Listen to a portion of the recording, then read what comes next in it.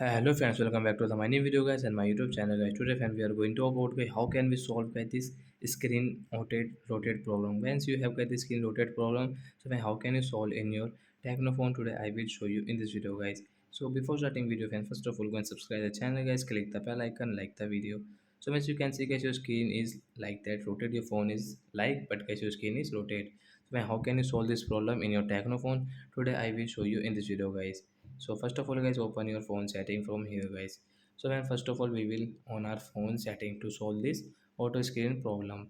After on phone setting guys, scroll it and once you can see display and brightness. So once you can solve guys your auto screen problem from here, then guys scroll it. Once you can see this auto screen, so once in your Technophone guys you can see right side this icon. So when this icon is enabled, is right side means on. So guys tap on this icon, then guys this screen problem will solve. Guys you can use your phone without this rotate setting, as you can check.